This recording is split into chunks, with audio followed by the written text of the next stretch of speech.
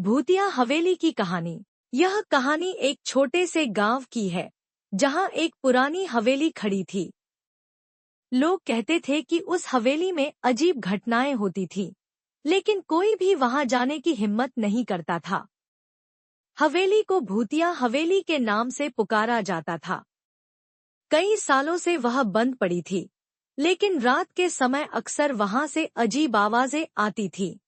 गांव में एक युवक आकाश नाम का था, जो भूत प्रेत पर विश्वास नहीं करता था।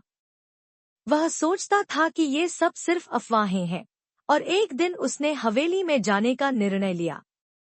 गांव वालों ने उसे चेतावनी दी, लेकिन वह नहीं माना। रात के समय आकाश हवेली की ओर बढ़ा। हवेली का दरवाजा पुराना और जंग लगा था, जिसे खोलते ही आकाश ने अंदर कदम रखा। अंदर का वातावरण ठंडा और डरावना था।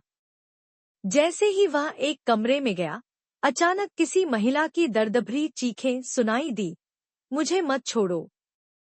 आकाश ने चारों ओर देखा, लेकिन कोई नहीं था। फिर एक दीवार पर खून से लिखा शब्द दिखाई दिया, भागो। उसकी समझ में कुछ नहीं आ रहा था। तभी कमरे की दीवारों से घनघनाती आवाजें आईं, और आकाश ने देखा कि एक खून से सनी महिला की आकृति उसकी ओर बढ़ रही थी। वह पूरी तरह डर गया और उसने दरवाजा खोलने की कोशिश की, लेकिन वह नहीं खुला। महिला उसकी ओर बढ़ी और बोली, तुम मेरा शिकार करने आए हो। आकाश घबराया हुआ दौड़कर हवेली से बाहर भागा। जैसे ही वह गांव के बाहर पहुंचा, वह महिला की आवाजें बंद हो गईं। अगली सुबह वह कांपते हुए गांव वालों से मिला और सारी घटना बताई। हालांकि कोई उसे यकीन नहीं करता था, लेकिन आकाश की डर से कांपती आवाजें सुनकर सभी समझ गए कि हवेली में कुछ तो गड़बड़ है। कुछ दिनों बाद एक और युवक हवेली में गया, लेकिन वह भी वापस नहीं आया।